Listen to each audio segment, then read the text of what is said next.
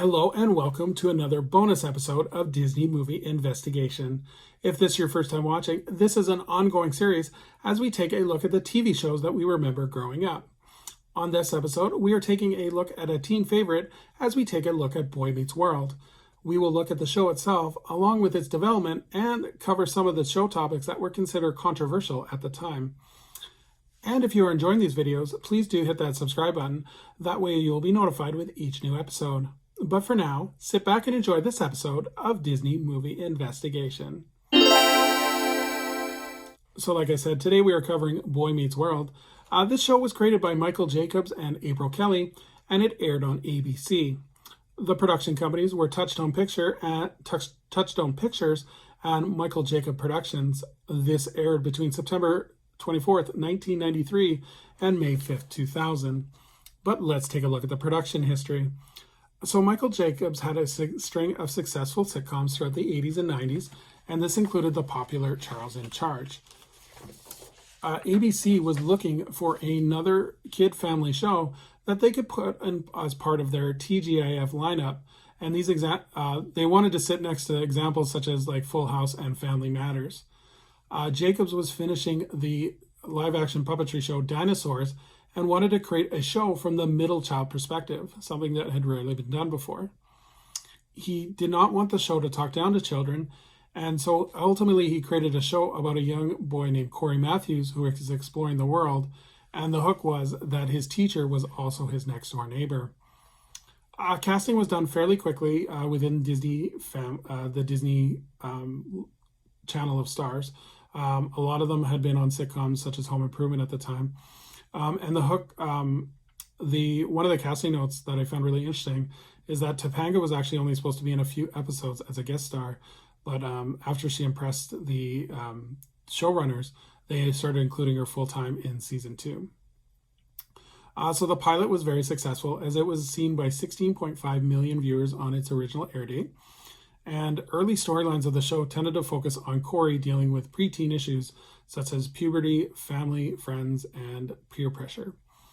Originally, Corey was set to have a group of friends, but after seeing the chemistry between Ryder Strong and Ben Savage, they decided to just focus on the two friends.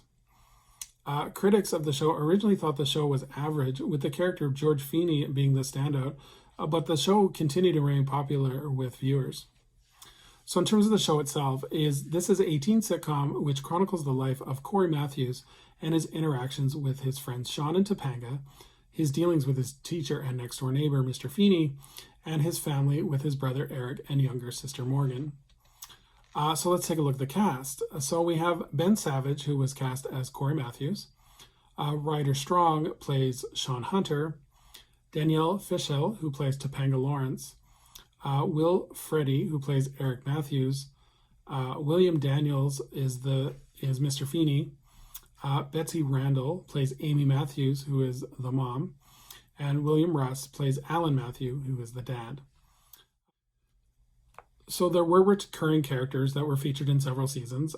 Anthony Tyler Quinn played the middle school teacher, Jonathan Turner. Matthew Lawrence was Sean's brother, Jack Hunter.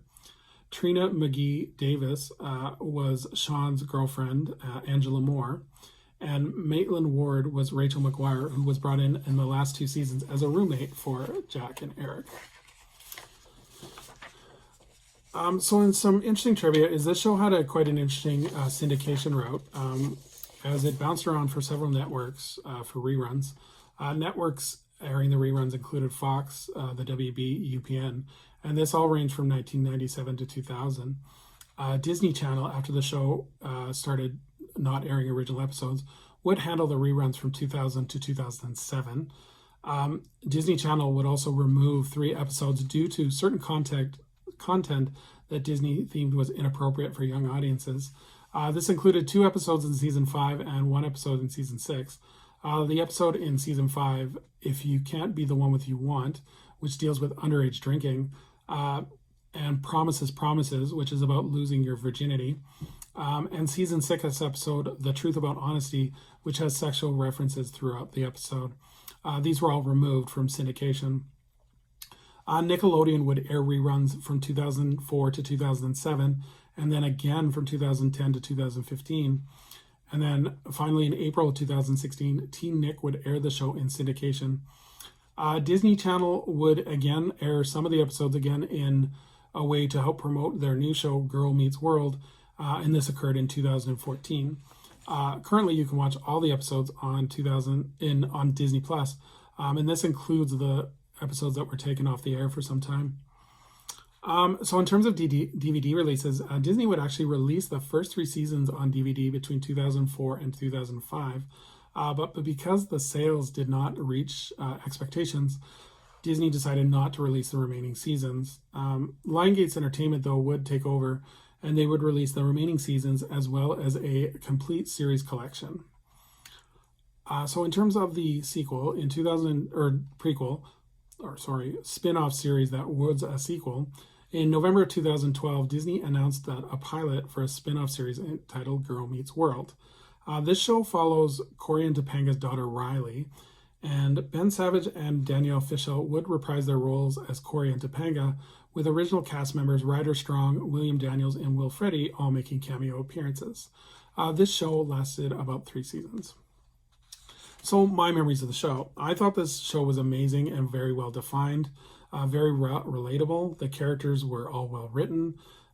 This was like my memory growing up for TGIF. Like, we got to watch Boy Meets World. Like, it's so awesome. I think the shows for the stories for all the episodes are very relatable, and they have elements which mix a great blend of humor as well as heartfelt stories. I think the show progressed naturally with the characters adding bigger issues with each season. Like season 2, they progressed to issues about high school and dating and stuff like that, and then as you get to season 4 and 5, you're dealing about like what the future holds and like real relationship and what love is. So I think that's really great. Personally, I, as with everybody, I'm sure they had a huge crush on Topanga, and they kind of thought she was the girl next door. So I thought her progression of her and Corey's relationship was great. It did have twists and turns, but they weren't like out of control, like overly dramatic ones. It was natural, like about dating other people and about like one's first real relationship and then dealing with peer pressure. So I thought that was really good, their relationship throughout the years. The only negative, I think, is the last 2 seasons, where I think they're the weakest, as I feel that the show was running out of steam. If the show had ended after they had graduated high school, I think that would have been great. But the last 2 seasons are when they're in college, and I just don't think they're as strong as the original episodes. I think that the wedding of Corey and Topanga was rushed to try and save the show for the last half season. And once they were married, the show seemed to kind of lose interest and just die very quickly.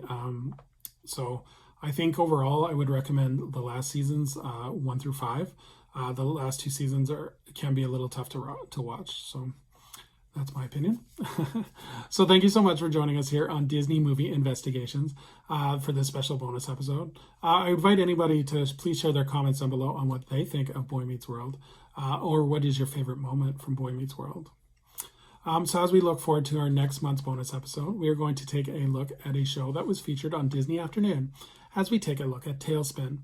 So until next time, I hope you have a magical day, and we will see you real soon.